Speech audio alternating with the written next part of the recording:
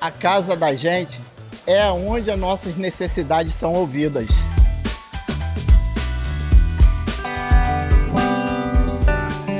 A casa da gente é onde a cultura tem espaço para brilhar.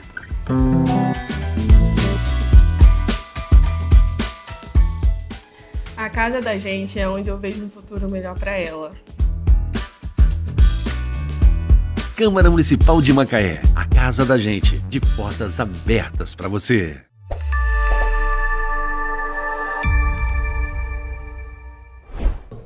Olá, muito bom estar com você mais uma vez no nosso podcast Nossa Macaé.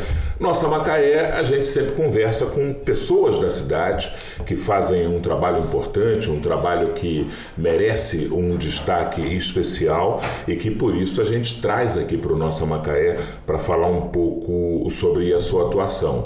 E hoje é uma edição, eu vou chamar de uma edição um tanto quanto especial, porque a gente vai falar como um macaense nato, não é simplesmente uma pessoa que está fazendo um trabalho em Macaé, ele é um macaense nato que ocupa hoje uma função, uma atividade, uma posição de muita importância nessa indústria que é a indústria mais importante do Brasil, que é a indústria do petróleo. A posição que ele exerce é aqui, de grande importância na cidade. Ele é o gerente geral da unidade de negócios, unidade operacional. Alex Murteiro é o nome dele, macaense nato. É a unidade de negócios ou é o O, o N? Como é que é isso? Unidade operacional da Bacia do Campo. Então agora é o O. É o O. Ele é Alex Murteira, ele é nascido em Macaé e entrou na Petrobras, galgou cargos e hoje é o homem mais importante da estrutura da estatal aqui na cidade. Como é que é ser um macaense e ser o homem, vou chamar de homem forte da Petrobras em Macaé, tendo sido um espectador privilegiado da chegada da Petrobras em Macaé? Você imaginava lá em 77 que você ia pegar esse trem e ia estar nesse negócio? Não imaginava, né? Mas o desejo de trabalhar na Petrobras já vem desde o início da implantação da Petrobras em Macaé. Só. Né? Eu sou um macaense, como você falou, e apaixonado pela cidade. Nunca me afastei por muito tempo de Macaé, eu saí para estudar apenas. Né? Então, eu fiz engenharia elétrica no Rio de Janeiro, me formei e na época que eu me formei, Macaé já estava produzindo, né? Já era... Me formei em final de 83 e aí em janeiro de 84 eu comecei aqui na Bacia de Campos, trabalhando em empresa prestadora de serviço da Petrobras, trabalhando na área de engenharia como engenheiro eletricista. E aí em 89 eu trabalhei 5 anos prestando serviço em empresa de engenharia e em 89 eu entrei para os quadros da companhia. Mas sempre acompanhei como macaense, né, a família toda daqui, meus pais são... de Macaé, meus pais foram professores, meu pai professor de contabilidade, minha mãe professora de inglês, meus avós também daqui, né? Meu avô Joaquim da Silva Murteira, construtor aqui, arquiteto, construtor, muitas obras aqui em Macaé. Assina, se não me falha a memória, o projeto do hoje Palácio do Legislativo. Isso. Né? Antiga prefeitura e depois Câmara. Ele fez o projeto e fez a obra também. Isso. Fez a construção toda, né? O Lugide também é uma obra dele, o Asilo, Lar de Maria, a Primeira Igreja Batista, quase uma centena de obras em Macaé, né? Então minha família toda daqui. Meu outro avô, Jorginho, que eu conheci como Jorge Sellen, também trabalhou muito tempo em obras sociais em Macaé. Então a família toda daqui. Eu fui nascido e criado aqui, acompanhei a chegada da Petrobras e meu desejo era voltar para Macaé, né? Então quando eu me formei, eu realizei o sonho de voltar para minha terra, para junto da minha família, dos meus amigos, minha infância toda passada aqui, né?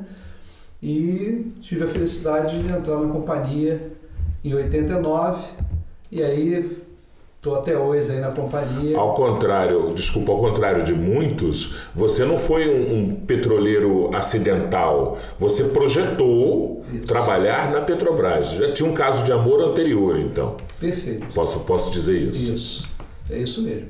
Então eu me formei, vim para Macaé, e consegui me colocar logo em empresas de engenharia e aí construí toda a minha carreira né? Isso foi em janeiro de 84 que eu comecei aqui, já são 41 anos que eu comecei minha carreira profissional. E aí depois desenvolvi toda a minha carreira dentro da própria companhia, né? Passei recentemente 6 anos no Rio, desses 41 anos foram 6 anos que eu fiquei no Rio, que eu fiquei como gerente geral de logística offshore lá no Rio. E quando tive a oportunidade, recebi o convite em início de 2023 de voltar para casa. Foi uma dupla felicidade, né? Que eu voltei duplamente para casa. Eu imagino. O sobrenome Murteira Selen, toda a família Murteira, eu conheço alguns Murteira, Jorge Murteira, Fátima Murteira, Selen, também conheço Vânia Selen, contadora. Essas duas famílias todas são de uma única raiz, não são? E a família Murteira, ela veio para o Brasil com meu avô. Ele veio com 18 para 19 anos para o Rio de Janeiro e depois veio para Macaé e se radicou aqui em Macaé, né? E com isso a família Murteira toda, hoje a família Murteira está espalhada aí pelo Brasil, mas ela começou aqui. Meu avô teve 10 filhos, né? Então ela é grande, mas ela começou aqui em Macaé, a família Murteira, e se multiplicou aí. Bom, em Macaé você estudou onde? Eu estudei no Lugide, eu fiz toda a minha formação praticamente no Lugide, depois fui para a Escola Técnica de Campos, onde eu fiz curso técnico lá. Na época nós não tínhamos, né, uma escola técnica aqui. Na Escola Técnica, lembrando, foi o terreno onde é o IFE hoje. Isso. Né? É um terreno cedido pela prefeitura e a obra, a construção, o projeto foi todo uma obra da Petrobras, né? Bacana. Então, nessa época eu já estava na Petrobras, já estava aqui em Macaé. E de Campos, quando eu terminei a escola técnica, eu fui para o Rio fazer faculdade no Rio, fazer a universidade no Rio.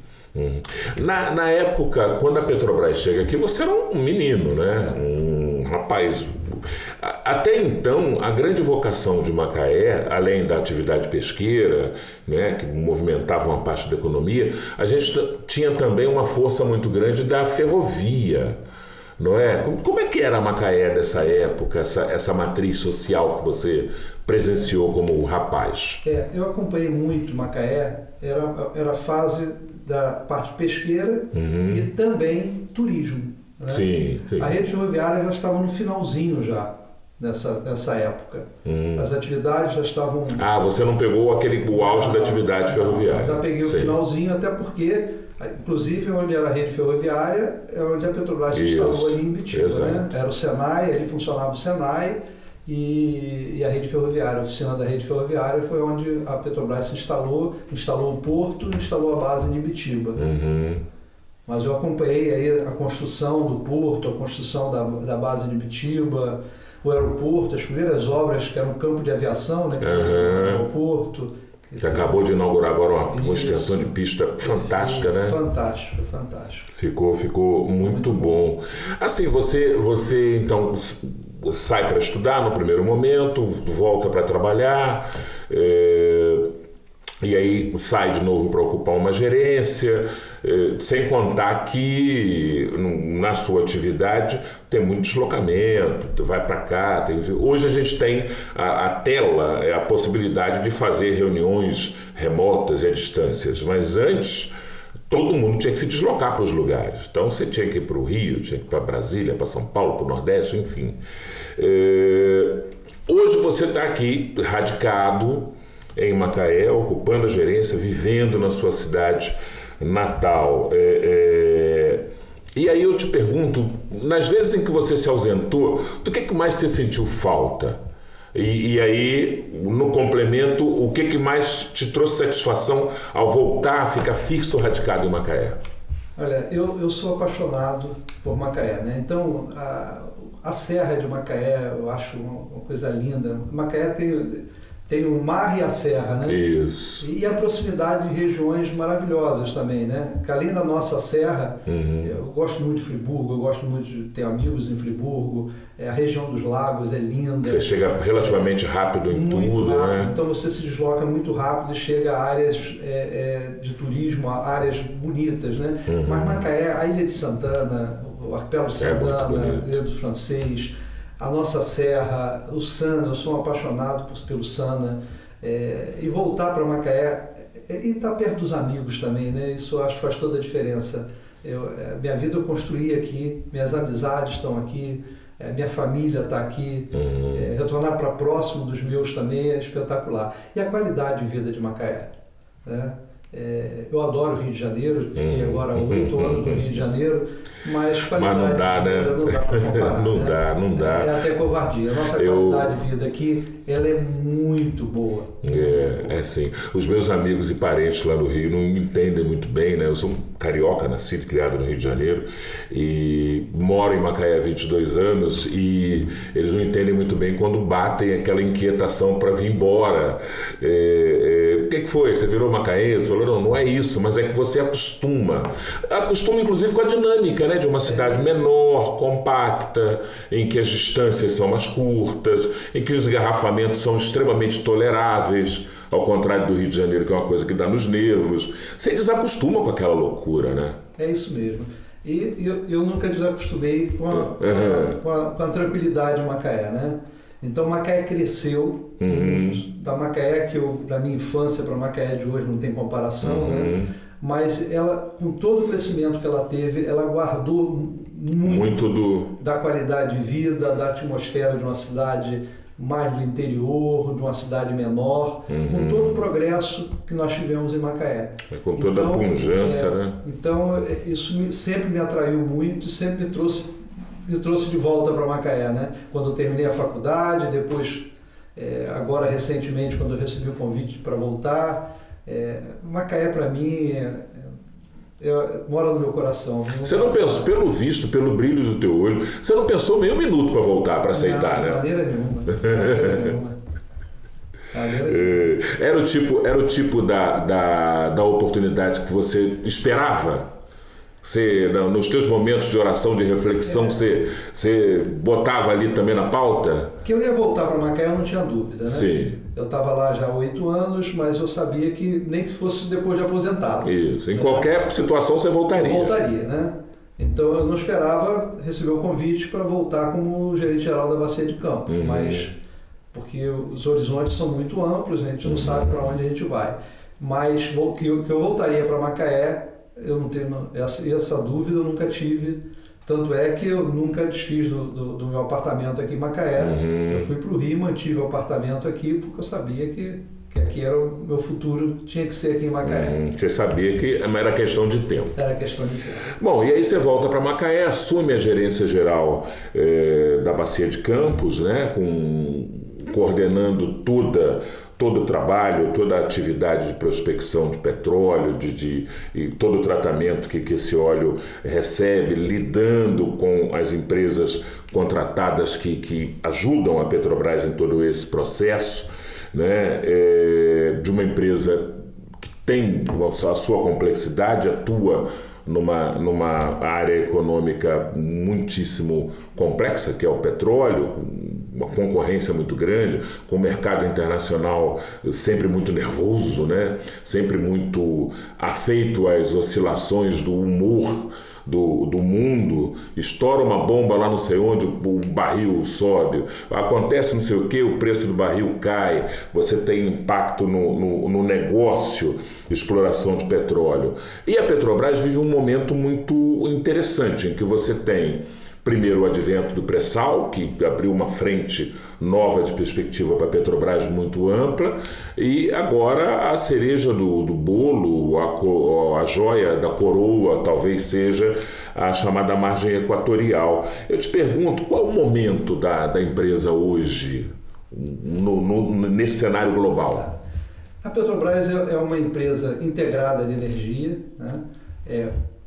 Nós vamos precisar, os estudos todos mostram que em 2050 nós ainda vamos precisar, o mundo e o Brasil, do óleo, né? do petróleo. E o Brasil, inclusive, nos patamares que nós consumimos hoje. Né?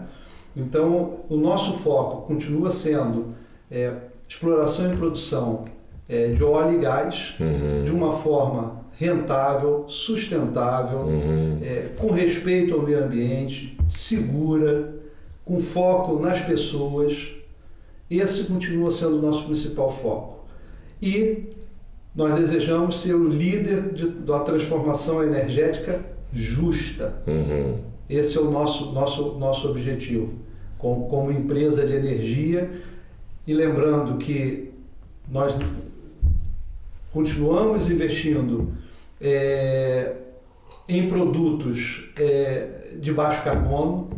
Sim. Então, nós continuamos investindo em fertilizantes, produtos de petroquímica também, biocombustíveis. Então, isso continua sendo um foco da Petrobras também. Tudo de baixo impacto. Isso. Então, de baixa geração de baixo carbono, né? Então, esse é um grande foco da Petrobras. Ela quer ser a líder da transformação energética justa no nosso país. E a gente tem projetos para isso, a gente vem trabalhando com isso. A nossa produção está cada vez mais descarbonizada e com projetos que a gente vai buscar a médio e longo prazo. Eu posso falar alguns mais para frente sobre ele. Que é um projeto pioneiro de captar e armazenar CO2 para compensar aquilo que a gente gera. Porque quando a gente fala em termos energéticos, a gente não vai nunca deixar de gerar carbono, mas a gente compensa a geração de carbono, aquilo que a gente não tem como evitar a geração, a gente compensa com projetos ambientais, né? Então, a captação e o armazenamento é uma forma de você compensar. Você pega carbonos que você estaria botando na atmosfera, injeta em poços. Então, tem muitos projetos da Petrobras e renováveis também, né? O biocombustível é um exemplo de renováveis. Sim. De forma de você diminuir as emissões atmosféricas, né? Então, tem muitos projetos e por isso que a Petrobras foca em ser líder da transformação energética justa.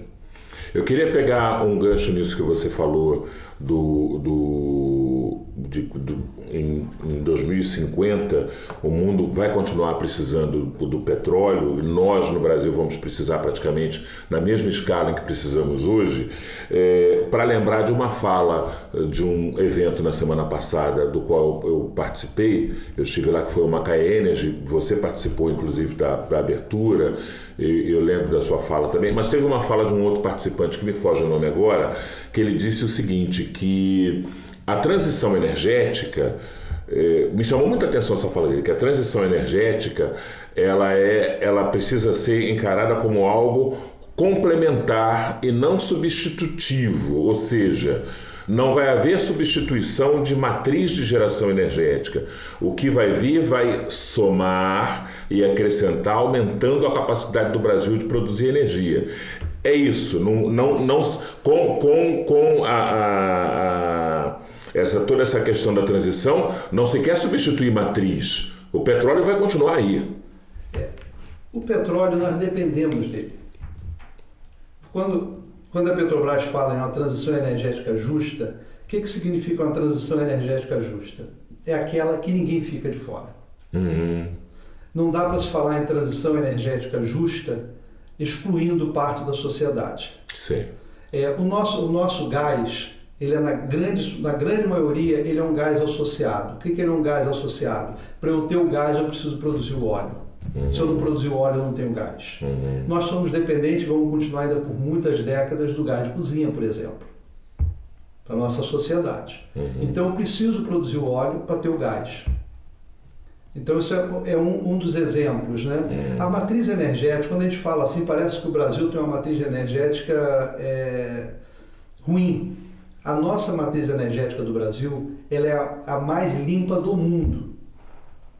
O resto do mundo tem que fazer muito investimento. O pessoal queima carvão, né? Usa urânio para gerar energia. A nossa matriz energética, ela é a mais limpa do mundo. Aqui, desculpa, passa água na turbina, está gerando energia, negócio limpíssimo. Então, quando a gente fala em transição energética justa, nós estamos falando disso. Não deixar ninguém de fora. Então, tem muito para se fazer em termos de energias renováveis. A Petrobras vem investindo nisso, em redução de emissões, mas a produção do óleo e gás, para que a gente consiga atender a necessidade de todos da sociedade, nós ainda vamos precisar, por muitas décadas ainda, de produzir óleo e gás. Lembrando, por causa do gás de cozinha, que a gente precisa do gás, por causa dos fertilizantes, por causa da petroquímica. Dos subprodutos, né? Então, quando a gente fala em transição energética justa, é aquela que não deixa nenhuma parcela da sociedade fora desse processo. O processo de transição, ele tem que ser agregador. Tem que ser agregador. Ele precisa ser agregador. Uma cidade como Macaé, quer dizer, a gente, quando eu cheguei, por exemplo, aqui 22 anos atrás, eu verifiquei uma coisa curiosa. Você tinha o Rio das Ostras com uma densidade demográfica menor, muitas áreas ainda em Rio das Ostras desabitadas, e ao mesmo tempo você tinha um aquecimento do mercado imobiliário em Macaé. Aos poucos foi se vendo uma migração das pessoas indo morar em Macaé e indo morar em Rio das Ostras, e trabalhando em Macaé, porque Rio das Ostras ficou, digamos, mais barato para se viver, o metro quadrado um valor menor, etc. e tal. Esse é um dos efeitos praticamente naturais de uma grande indústria quando chega numa cidade, quando se instala. Isso é natural em qualquer segmento. Agora, eu queria falar contigo sobre as contribuições positivas que uma empresa como a Petrobras trouxe para a cidade, para a região, quando ela se instala aqui. Eu peguei o mercado imobiliário só como um exemplo de um efeito colateral, né? Que acontece, é uma realidade. Mas às vezes muita gente não vê os efeitos positivos de uma indústria chegar e se instalar. Eu queria falar um pouco disso, do tamanho do impacto positivo da Petrobras em Macaé e no entorno de Macaé. A Petrobras tem em Macaé o maior complexo industrial de petróleo que ela tem no Brasil. E é um dos maiores do mundo. Sim. Pra vocês terem uma ideia, em Macaé nós temos a base de Ibitiba, nós temos onde nós temos, na base de Ibitiba, centros de operação integrado que atende não só a bacia de Campos, mas atende a Petrobras inteira. Então nós temos lá o centro de operações da área submarina, que acompanha as atividades de lançamento de linha, lançamento de manifold no Brasil inteiro. Nós temos no Parque de Tubos o Centro de Operações de Poços, nós temos o Laboratório de Fluidos, que atende a Petrobras inteira, no Brasil inteiro, que fica no Parque de Tubos. Nós temos o Laboratório de Rochas, que atende a Petrobras inteira.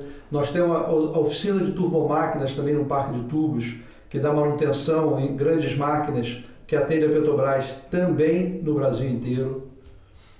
Então nós temos um conjunto de atividades muito grande. Nós temos a termoelétrica. Interessante, para mim as unidades que estão em Macaé atendiam apenas a demanda e as necessidades da bacia aqui. Não, tem setores que atendem o Brasil todo. Brasil inteiro.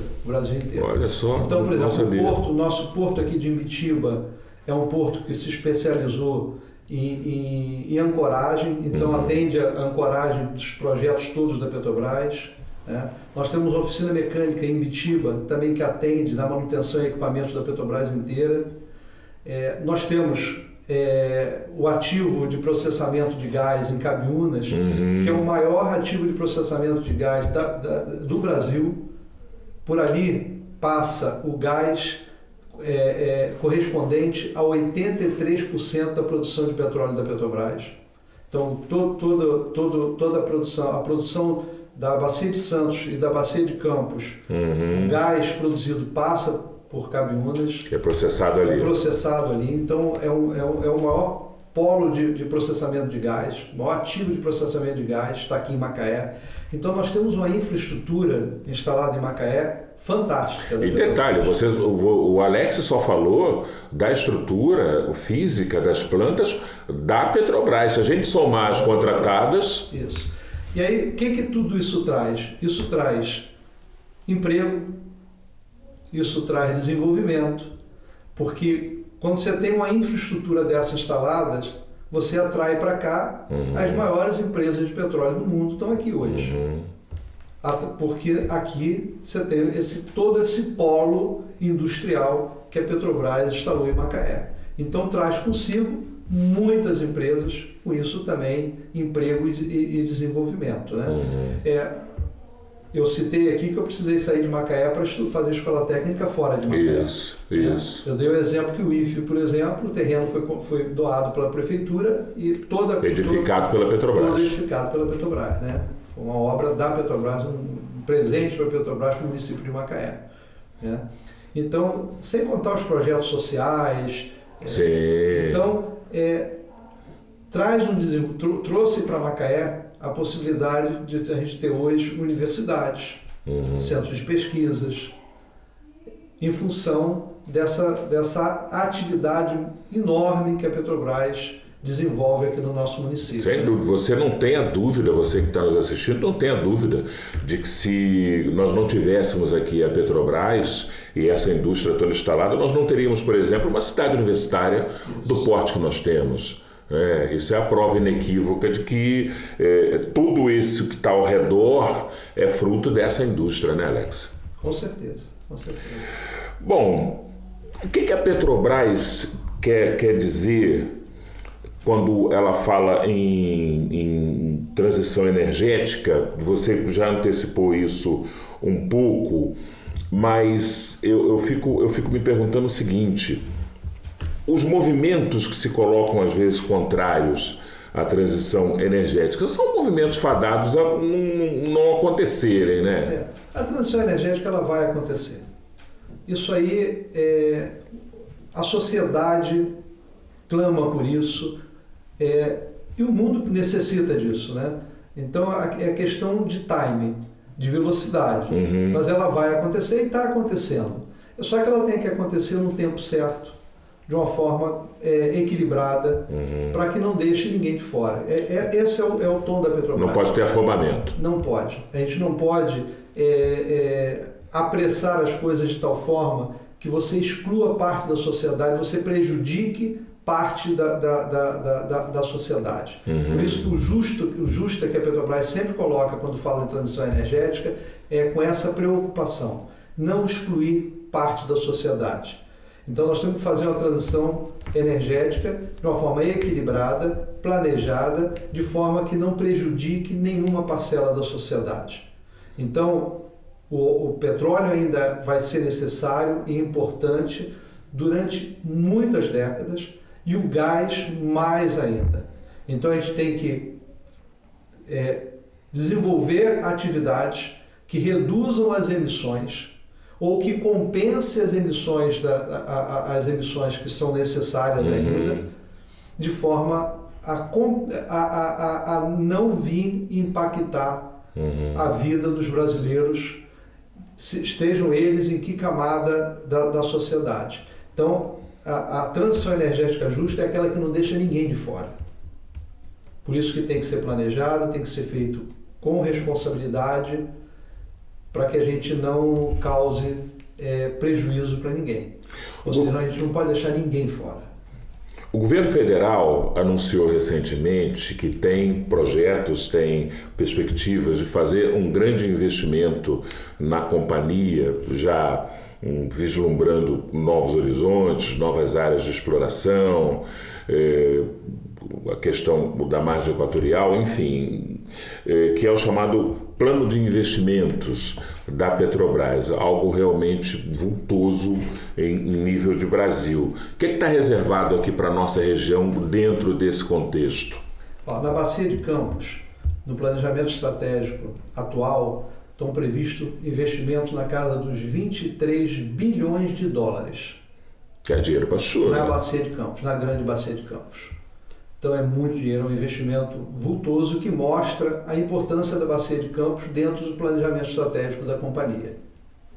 Bom, e 23 bilhões de dólares, eles vão ser investidos no que exatamente? Mão de obra, maquinário, revitalização de Poço Maduro? Como é que esse dinheiro entra na Bacia de Campos? Tem 4 grandes projetos.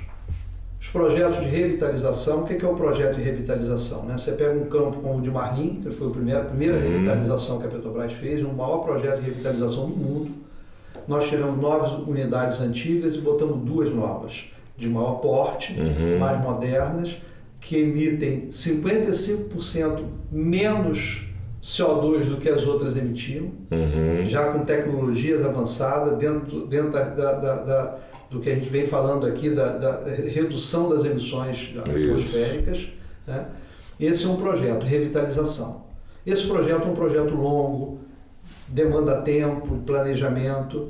Enquanto as revitalizações dos campos não chegam, porque a gente vai fazer revitalização de Albacora, nós vamos fazer revitalização de Roncador, Barra da Caratinga, Marlim Leste e Marlim Sul, nós precisamos garantir que as unidades existentes sejam mantidas e reformadas de forma que elas cumpram o seu papel de forma eficiente e segura. Desculpa. Então... Fica à vontade, a gente está falando aqui de questões muito técnicas, né?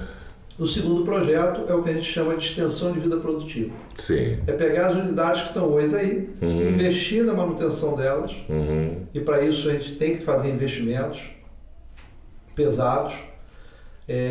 A gente chama de UMS, Unidade de Manutenção e Serviço, antigamente se chamava de Flotel. Nós temos 2 contratados hoje, estamos contratando um terceiro. Que é aquela unidade que encosta, acopla do lado da plataforma e o pessoal dá uma geralzona, vamos dizer assim. Você encosta e você bota mais de 500 profissionais. Cada UMS dessa emprega em torno de 1.200 a 1.300 profissionais.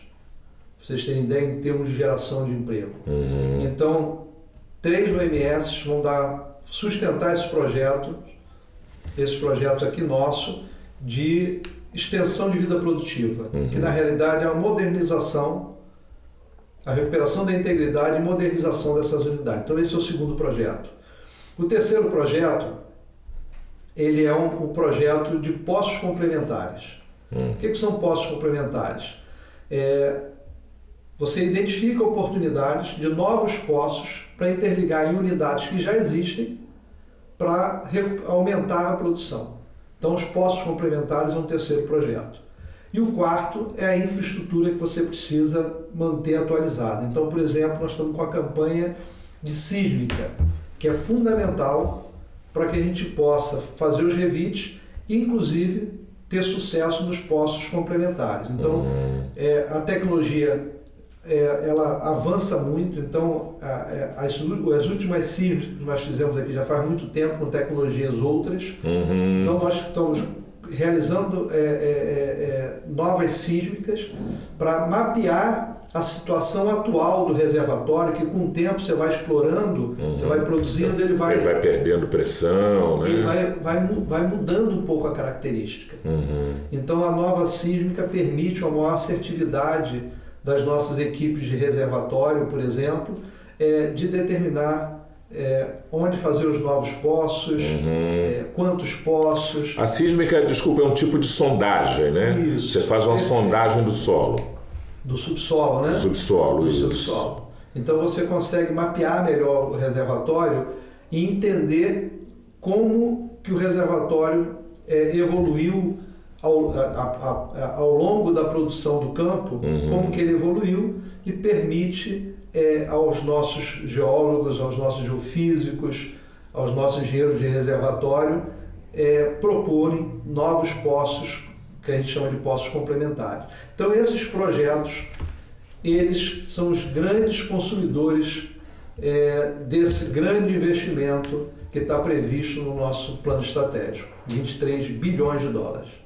É uma boa grana realmente, gente, é um dinheiro muito bom. A gente nota, eu noto aqui na tua fala, Alex, que você é um gestor assim, bastante preocupado com essa questão do cuidado com o meio ambiente, com os processos e o quanto os processos podem impactar na atividade final da companhia. E é uma coisa que a gente já entendeu, que as plataformas, essas grandes ilhas, né, as chamadas Ilhas de Ferro, como muita gente se refere, elas têm um ciclo de vida útil mais ou menos definido, né? Elas não são eternas, até porque são materiais ferrosos, sujeitos à corrosão, a toda sorte de degradação do tempo, que é muito natural. E aí existe um processo que é um processo de você destinar, desmobilizar essas estruturas. Como é que é isso? Isso tem um impacto na cadeia de fornecedores, isso tem um impacto no negócio também, e a gente sabe que custa dinheiro. Você não pega uma plataforma e simplesmente joga num canto e larga lá. Você tem que dar uma destinação para ela.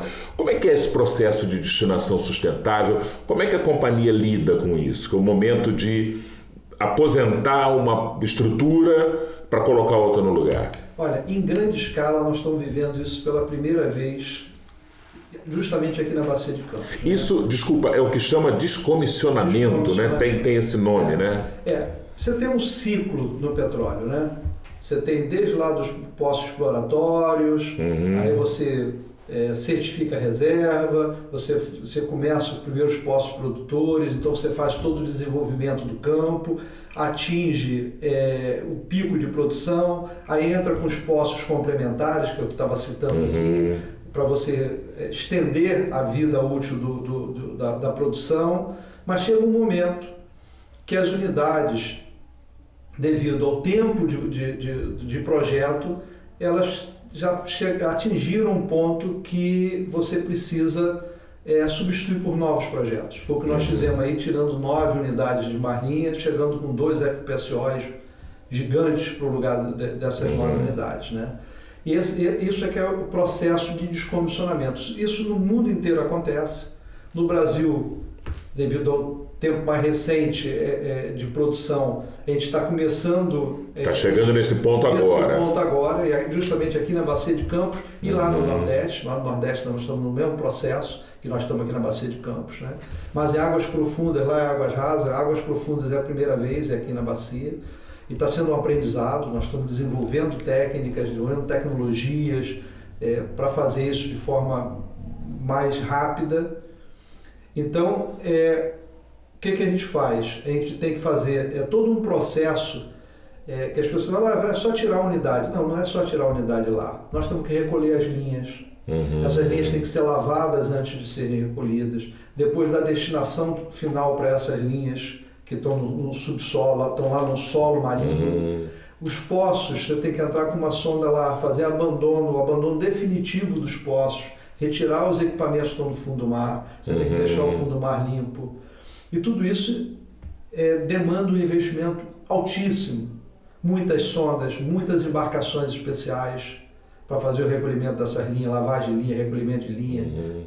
Então é um investimento muito grande que a gente está tendo aqui, que a gente fala, descomissionamento não gera riqueza, gera.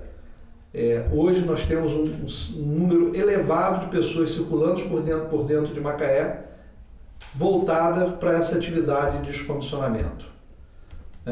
Essas unidades, uma vez cumprido o papel dela lá, você limpou as linhas, recolheu as linhas, fez o abandono dos poços, a gente tira ela de alto mar, traz para a costa, acosta ela num porto e depois tem 2 caminhos que nós estamos seguindo. Algumas estão indo para o desmantelamento, que é desmontar. Isso. Por exemplo, a P-32 está lá no porto do Rio Grande, um contrato com a Ecovix, um consórcio Ecovix e Gerdau. Eles estão desmontando tudo lá no Rio Grande do Sul. No Rio Grande do Sul. E vão reaproveitar todos os materiais. Então, você tem, por isso que a gente fala de desmantelamento verde, né? Que você vai reaproveitar tudo. Algumas unidades nossas, nós estamos com um projeto de reaproveitar. Então, a P33, a P35, a P37 e a P47, daqui da Bacia de Campos, essas 3, nós estamos com um projeto de levá-la para um estaleiro, tirar o topside dela, a parte de superfície dela, recuperar todo o casco e os tanques e montar novas plantas de processo para que elas se atendam a novos projetos. Então você tem 2 destinações, ou a reciclagem dela toda, desmonta e recicla, e todos os equipamentos vão para reciclagem, inclusive o casco, e algumas nós vamos reaproveitar, montando novos projetos para atender mais para frente necessidades da companhia. E esse processo todo do descomissionamento, essa desmontagem, tudo é custoso, né? É um processo bem... Com certeza, mas é a questão da responsabilidade social, né? Que a Petrobras tem que cumprir. Então, primeiro você não pode pegar um casco desse, uma embarcação dessa e abandonar em qualquer lugar, né? Então, e acaba passa a ser uma economia circular, né? Porque o Brasil, por exemplo, importa sucata para a nossa indústria siderúrgica. Olha aí. Então, se você tem um casco de uma unidade dessa monstruosa, aço à beça, muito material, isso vai gerar emprego. Está gerando lá, por exemplo, no estaleiro do Rio Grande, está gerando emprego lá para as pessoas que estão desmontando, né? Vai gerar emprego na siderúrgica depois, quando esse aço vai para lá para ser reciclado. Né? O aço tem a característica de poder ser reciclada quantas vezes for necessário. Né? E é muito aço. Uma plataforma nossa, você falou, né? Você citou aí que alguns chamam de ilha de aço. Então é muito aço. Então esse é um projeto ecologicamente fantástico. A gente não quer resíduo, a gente quer pegar todo esse aço, ao invés de ser abandonado, gere riqueza de novo para o país, gere novos empregos. Bom, a gente fala de investimento, revitalização, descomissionamento e todo o aporte de capital que esses processos têm que receber, que é muito grande. A gente pode chegar à conclusão de que são números bem vultosos. Eu queria saber de você uma ideia assim dos números do operacional da Petrobras na Bacia de Campos. Quais são os números da Petrobras aqui, de um modo geral? Tá. Só citar obras civis, né, que é algo que diz respeito a gente. Você falar em investimento nosso aqui nas nossas bases, né? Você tem a base aqui em Boacica, em Bitiba, Parque de Tubos, Cabiúnas, a termoelétrica. Nos últimos 2 anos, a Petrobras investiu em manutenção das suas bases 140 milhões de reais. Nos próximos 5 anos, estão aprovados no orçamento mais de 800 milhões de investimento nessas bases, em ampliações, reformas e adaptações. Né? E são contratos feitos aqui, né? Licitações feitas aqui, boa parte desses materiais são adquiridos aqui no próprio comércio, aqui na própria região. Né? Bacana isso, quer dizer, você ainda tem uma preocupação, ou como o efeito secundário, você tem um impacto positivo no comércio, na indústria local aqui, né? Sem contar também uma coisa que a Petrobras, eu vi durante muito tempo a Petrobras fazendo uma coisa muito bacana, que é o incentivo também às atividades culturais, incentivo a iniciativas sociais muito bacanas. Eu destaco uma delas que eu aprecio muito, que é o Centrinho, que é uma escola que se dedica ao cuidado com crianças que demandam um atendimento especial, e o Centrinho, que é um projeto que a Petrobras abraçou, né? Assim como a Escola Técnica Petrobras construiu a sede do Centrinho ali no bairro Sol e Mar, e um projeto muito bacana. Eu sou assim super fã, super apreciador, e foi mais um desses projetos em que a Petrobras entrou de corpo e alma, né? Colaborando com a sociedade macaense. Nós temos alguns projetos instalados, funcionando em Macaé. Por exemplo, Navegando na Poesia é um projeto muito legal, um projeto social também nosso. O Centro de Esporte e Educação, a Primeira Infância, são 3 exemplos aí de projetos sociais que a gente tem aqui em Macaé implantado, né? Nós temos um projeto que é a minha paixão, né, que é Autonomia e Renda. Esse projeto é fantástico. Que ele visa, né? Por que eu sou apaixonado por esse projeto? Primeiro, que ele visa dar formação técnica para áreas que nós demandamos na Bacia de Campos. Então, se eu não me engano, são 2.800 vagas aqui para a região. Né? E quem são os candidatos? Pessoas a partir, não tem limite de idade, apenas batente de ser acima de 18 anos, e a gente trabalha com minorias. Quem pode se candidatar a essas vagas desses cursos de formação? São mulheres, pessoas trans, negros e pardos, refugiados, indígenas e quilombolas. Então, isso é um projeto fantástico. Estamos aí com inscrições abertas, estamos sempre abrindo. Quem quiser consultar e conhecer um pouquinho do projeto, é só entrar na internet, digitar lá, autonomia e renda, que vai .petrobras.br, que nós vai poder acessar lá e ter as dicas de quais são os cursos, quando abre inscrição e todas as condições para se inscrever. E é para moradores da cidade. Olha aí que bacana, é para moradores da cidade. Tem que comprovar a residência. Esse projeto a Petrobras tem no Brasil inteiro, nas cidades onde ele tem base operacional. Legal. E aqui, como nós temos uma base operacional, esse projeto também está implantado aqui em Macaé. Não tem limite de idade, a idade mínima 18 anos, sem limite máximo. Isso. Negros, indígenas, mulheres, quilombolas, pessoas trans, né? Todas elas são refugiados e se capacitando em cursos que atendam demandas que são naturais da companhia. Ou seja, são pessoas que podem futuramente, depois de formadas, podem estar atuando direta ou indiretamente junto à Petrobras, né? O objetivo é aumentar a empregabilidade dessas pessoas, dar oportunidades a elas de buscar um emprego na área de petróleo. Isso, muito legal. Eu lembro também que a Petrobras tinha um projeto também muito interessante com os pescadores, acho que chamava Prodesmar, algo assim, era um projeto também muito legal. Eu acho que essa participação da companhia socialmente no seu entorno é maravilhoso, Alex. Com certeza. Mas essa é uma das características da Petrobras em todo o território nacional. Aonde ela está presente, ela investe muito pesado na área social. É um compromisso da empresa com as sociedades, com o entorno onde ela se instala, né?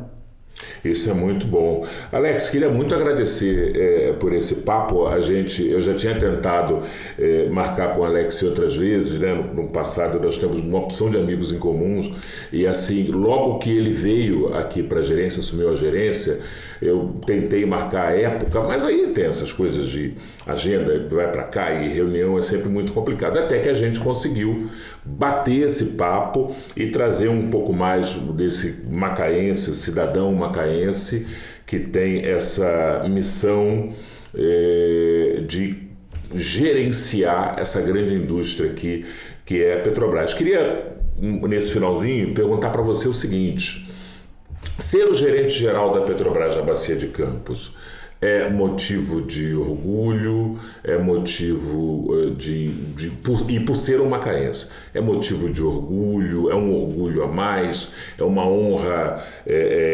além do que já seria se você não fosse um macaense. O fato de estar aqui sendo o gerente-geral mexe um pouco com essa coisa de se sentir ainda mais orgulhoso? Mexe, com certeza, né? Com certeza. Porque durante muito tempo, né, a gente falava que a grande maioria das pessoas que trabalham na Petrobras veio de fora, o famoso, né? Veio de fora. Isso, né? Então você tem um macaense, né, que começou a carreira aqui. O primeiro, né? Pois o primeiro nesse vários cargos, por uma carreira de mais de 40 anos, pouco mais de 40 anos. Chegar à gerência geral, para mim, é um motivo de muito orgulho, sendo macaense. Isso soma. Ser o gerente-geral da Bacia de Campos já é um motivo de orgulho, sendo macaense mais ainda, né? Maravilha, Alex. Queria te agradecer muito, desejar sucesso na condução da Bacia de Campos, da unidade operacional da Bacia de Campos.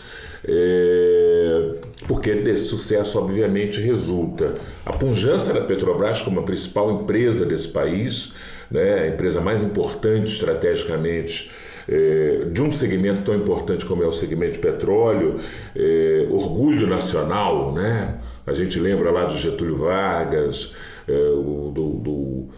das mãos sujas de petróleo, banhadas, melhor dizendo, em petróleo. A gente lembra do início, daqueles que revisitaram a história podem ver lá do início da Petrobras, do grande esforço, da campanha O Petróleo é Nosso, e essa empresa é motivo de muito orgulho para o Brasil. Então, quando a gente deseja sucesso para um gerente geral nessa posição aqui, a gente está falando do nosso bem-estar, porque desse sucesso é o bem-estar de todos nós. Queria te desejar muito sucesso e parabenizar pela gerência, mas acima de tudo por ser um macaense na gerência. Eu que agradeço. Gente, é isso. O Nossa Macaé é a gente falar também de afetos, né? Porque esse papo também é muito sobre afetos, sobre pertencimento, sobre ser um cidadão macaense numa posição estratégica, numa companhia importante, que tem muita importância para a nossa cidade, para a nossa região. Então é muito sobre afeto, é muito sobre orgulho também, é sobre muito pertencimento. Eu quero agradecer muito a sua audiência, pedir mais uma vez, eu sou meio chato, né? Eu sempre falo isso no final, mas é importante, se você não é assinante ainda do canal TV Câmara, por favor, assine o canal, ative o sininho das notificações, você vai receber um alerta de que tem conteúdo novo no canal, tá bom? Pede aos amigos também para assinarem. Esse podcast que você assistiu aqui com o Alex, esse macaense da Gema, gerente-geral da Bacia de Campos, manda para os amigos, bota no grupo da família, dos colegas do futebol, pessoal da resenha, manda para o pessoal todo aí, para todo mundo assistir, conhecer a história do Alex e saber um pouco mais sobre a gerência da Petrobras e o que vem pela frente, porque tem coisa boa vindo por aí para nossa região, hein, gente, tá bom? Temos um encontro marcado na nossa próxima edição. Um forte abraço e até lá!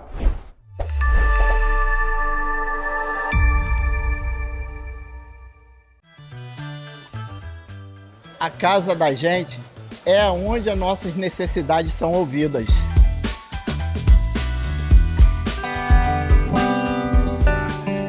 A casa da gente é onde a cultura tem espaço para brilhar.